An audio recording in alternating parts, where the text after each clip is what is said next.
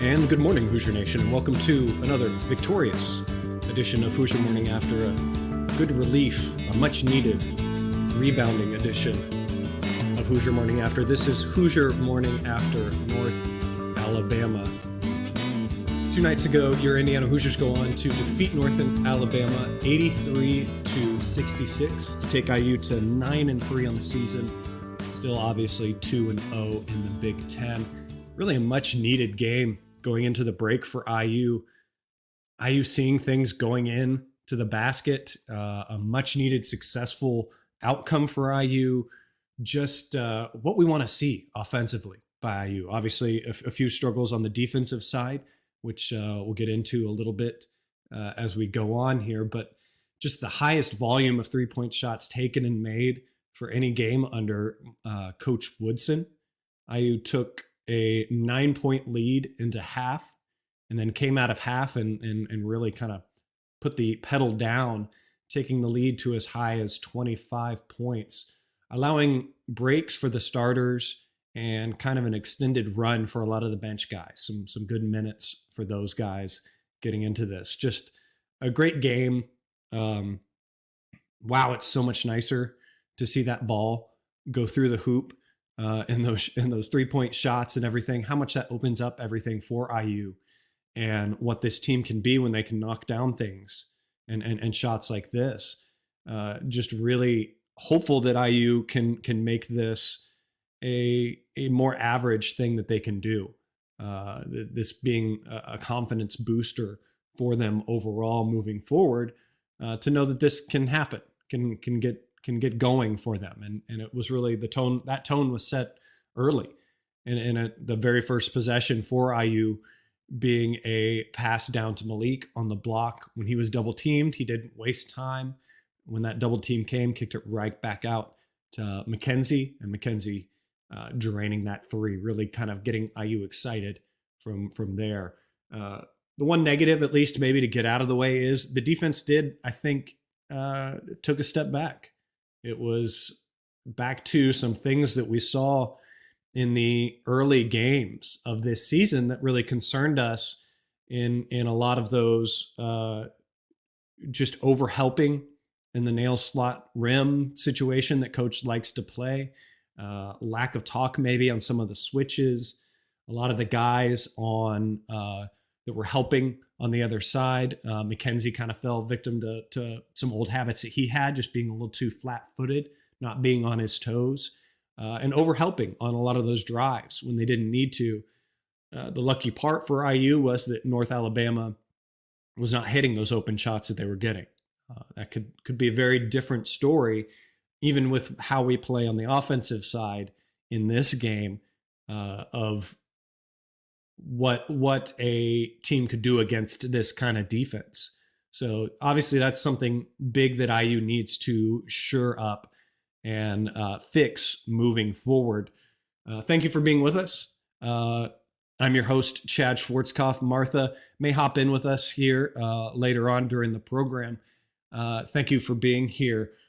Just so excited to see IU get this kind of energy and excitement for themselves going into the break. And I think guys kind of really found themselves and found games in situations and how they can contribute to this team that much better. And I think the key to that for me was Trey. I think he had a great game within himself. And I really hope he realizes that this is the kind of performance that he needs to repeat for IU. Yeah, he didn't score a lot of points, just getting 8 points. He got it from 2 threes that he made and 2 made free throws. That was the only points that he made. Didn't really get into he did to the degree get into the teeth of the defense on some of the drives that he likes to do, but then would kick it to Ware. So he wasn't getting those points himself that he normally would get. He was able to kick those off and kind of get Ware going. But the biggest thing that was great for him and a career high for him was those 9 assists. That is something that he needs to be able to repeat. That is just kind of what he needs to do out there for IU, is be that contributor, be that guy that can get into the lane and kick or find Ware on the rotations when those guys play those little 2-man games with the pin down where they overload the one side Love that action. And IU ran a lot of that action in this game and ran a lot more of those different plays. It looks less of the IU games we've seen in the past where they kind of play one man ball, let one guy kind of go out and be the hero and do what he's going to do and create his own offense. IU ran things for people. And I think that was not more evident, was more evident with Ware. Ware has been struggling recently. He's really struggled to get his own points. When the ball's gone down to him in the block, the double team has come and he's struggled to get the shot up. He's not as strong in those moments to get the ball up himself. So IU ran a lot of things for him and was able to find him in those ball screens and that rotation and get him good looks. Lots of also running out and alley-oops. Again, helps to have a guy that big against smaller, less athletic teams, obviously, to be able to just throw the ball at the rim and know that he can go up and get it. But Ware just finishes with 8 points, so a lot less than he's scored in the past. 4 for 7 from the field, missed the 1 3-point shot that he took. But overall, other than that, just a good game to see that the staff knows to run things to get him going. And there's going to be times where he's going to need that.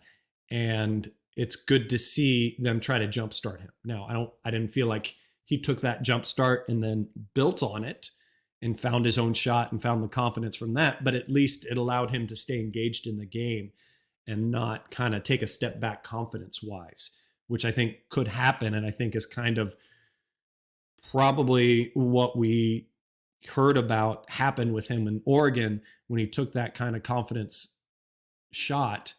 They didn't stick with him. They didn't necessarily run things for him. And that's what led to him kind of losing minutes there in Oregon. I think other players to look at, obviously, speaking of career highs, with Trey's 9 career high assists, we also had a career high points for Malik. And his career high previously was 18 points. And in this game, he scored 15 points.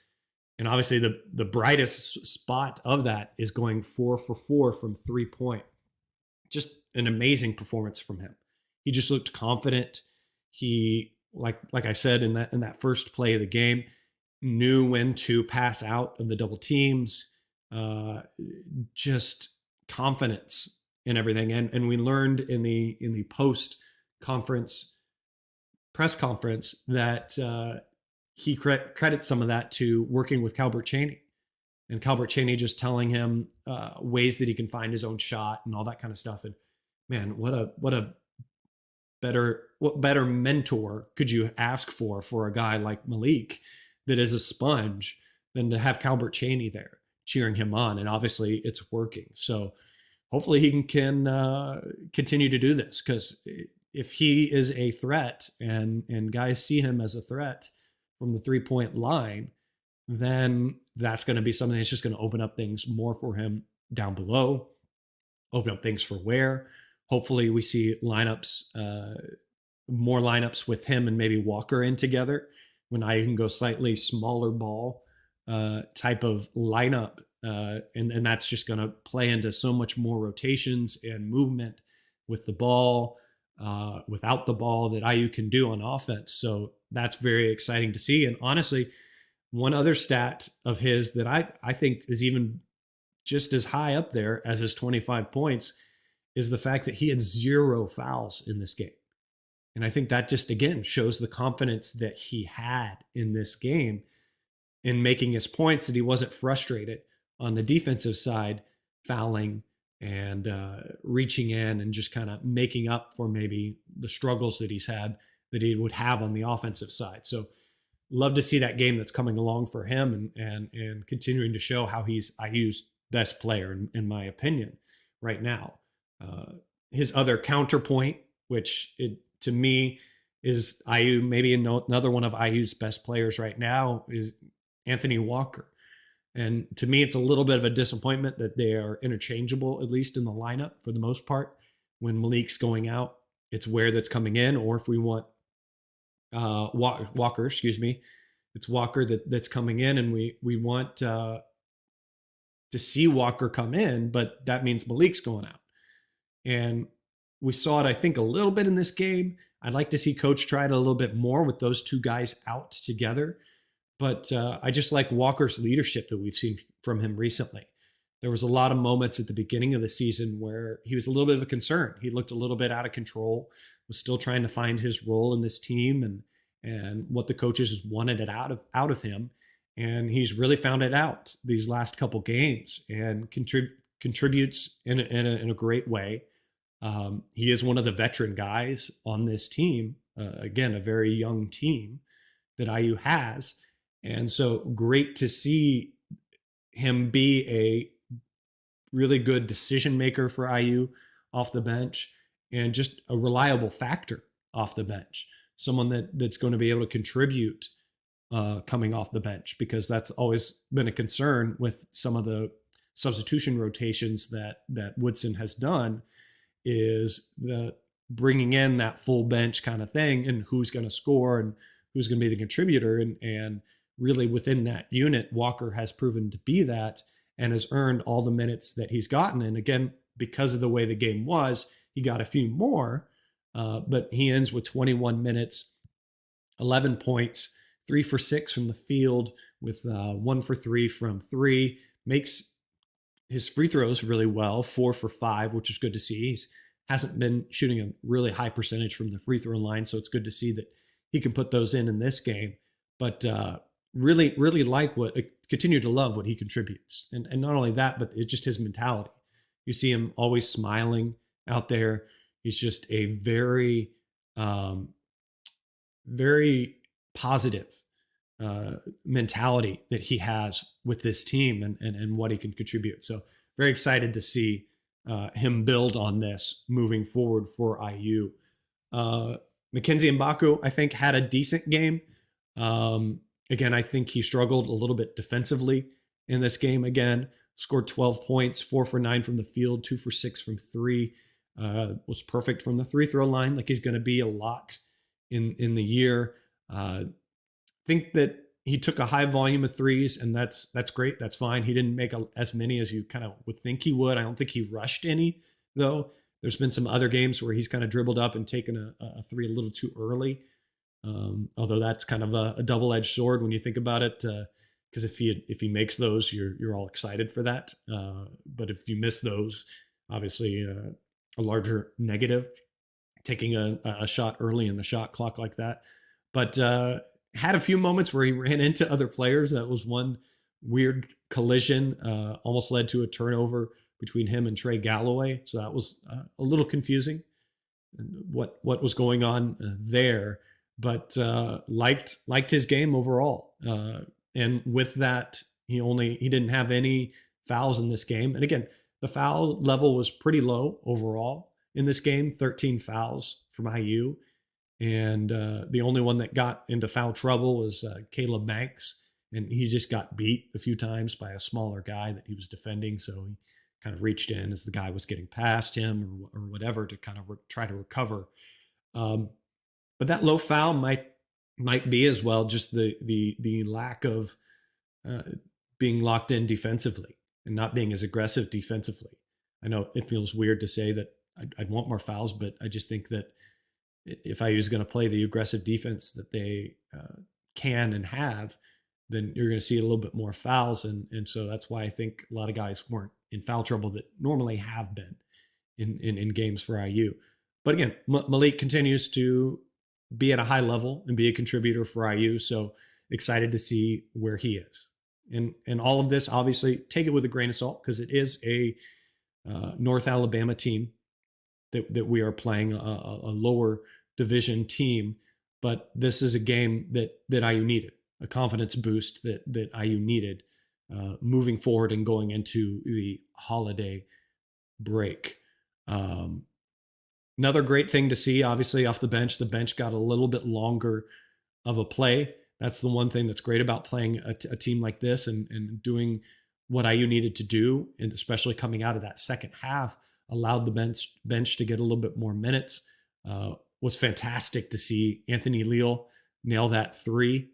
He also made a layup, I think, at one point. A good pass kind of came underneath to him, finished with 5 points. Obviously, the crowd goes crazy. Assembly Hall loves to see Anthony Leal get out there, and especially when he can contribute and find that. And that three that he did make was on some great passing and ball movement. So great to see him be willing to take those in those moments when they come around. Obviously, he doesn't lack in those confidence, and he can make those shots. So great to see him be able to contribute in these minutes as we obviously miss and don't have X out there for him. Caleb Banks, I think, had an okay game. CJ Gunn, again, when everyone else is making threes, to be one of the only three IU players not to make a three is disappointing again. Continues to kind of be a conundrum as to why he is struggling to get going from his shooting. Obviously, leading into this season, we were expecting a very high jump from him, especially coming out of college, known to be a shooter. I'm dumbfounded by those struggles. I don't know what the solution is. I don't know what the issue is. Can only hope that he can continue to strive to have the confidence to take them, and hopefully he finds it at one point. We will see. Peyton Sparks got 12 minutes. I think he put a dent in the court. He went down pretty hard. Good to see him get up, but I think I'm more concerned about the hole he might have put in the court. I didn't watch the girls' game, but hopefully none of them tripped on that or whatever happened. But man, that's a big man to go down really hard like that, and happy it didn't hurt him at any point. I think he got undercut by Walker or something in that play. But he got a few minutes and everything, and I still hope, I would love to see him have a game where he can get his own and get going for IU.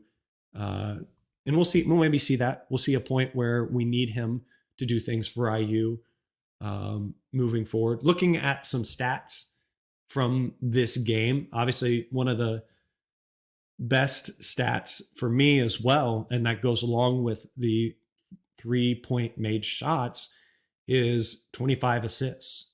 A really good high assist to turnover ratio, only 10 turnovers to 25 assists for IU.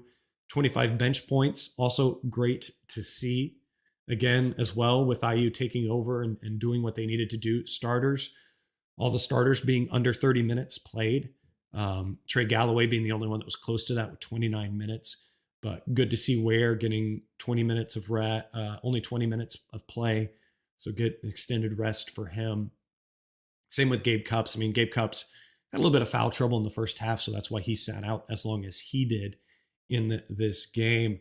But good stats to see overall. And one thing that's interesting to see, let me see if I can find it real quick, with IU taking care of the ball and making shots the way they did, points in the paint were very similar. 30 points in the paint for North Alabama, 32 for Indiana, which is an amazing stat you wouldn't expect to see. Obviously, IU's kind of made its bread and butter, scoring underneath, and great to see them be able to take it outside and make shots. And again, this is hopefully not an outlier for IU moving forward. Hopefully they can continue to contribute a outing like this moving forward. One thing I do want to say before I wrap this one up is give a special shout out to Trace Jackson Davis. For those of you who haven't seen what he's been doing recently, last night he continued, had another double-double for Golden State, his second double-double in a row. Great to see his success, Trace. Fantastic work out there, and just a great resume builder for IU and everything. So great to see him succeed, and happy he got in a place where he is going to be able to contribute and succeed. And they, moving forward, will probably get some meaningful minutes moving forward for Golden State. So very happy to see that from him. But overall, again, just rounding up my final thoughts on this game, just great to see Indiana get a good confidence builder, get a good reaction. Obviously, a quick turnaround in just 2 days after a game that had all of us concerned. that had us concerned with their motor, their effort, and obviously not a very long time to recover or answer back. And this was the kind of answer we wanted to see from Indiana. Some concerns, obviously, defensively that need to be addressed, and hopefully they will. But now IU gets a good amount of break. They don't play yet again until next Friday, or this coming Friday, the 29th, against Kennesaw State. That's a 7:30 p.m. tip game, an evening game. I'm going to be at that game, which is exciting. That's the one game I'll be able to make it to this year. I'll be up visiting family in Indiana, in Indianapolis, for the holiday, so we'll get down for that game. So if you see me out and around for that game and everything, I'll be posting on Twitter where I'm going around and everything. I'm going to have my Hoosier Morning After stickers with me. So if you see me, come up, give me a holler and everything. I'll get you a sticker.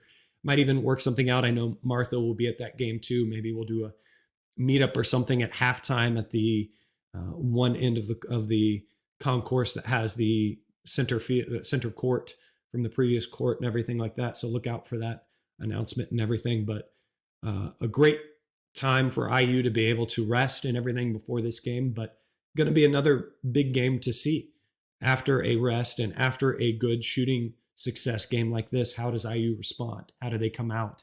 Do they continue to shoot it really well? And what kind of tone do they want to set for themselves going into the Big Ten season that is going to have its ups and downs, have its struggles and everything? What kind of tone, what kind of confidence can they build for themselves in this Kennesaw State game coming up? So thank you for being with me. Thank you for listening through this voice that I have right now for myself. I apologize. I am getting over a cold. 'Tis the season, obviously. But thank you for being here with us. Thank you for those live in the chat. We see you guys and everything. We'll be back again after that next game. We'll probably delay that show after probably Sunday, because I'll probably stay the night there in Bloomington on Friday. But don't forget to follow us on Twitter. My Twitter handle is at General Chadwick. Martha's is at the Mop Lady. Look for announcements when we'll be at this game.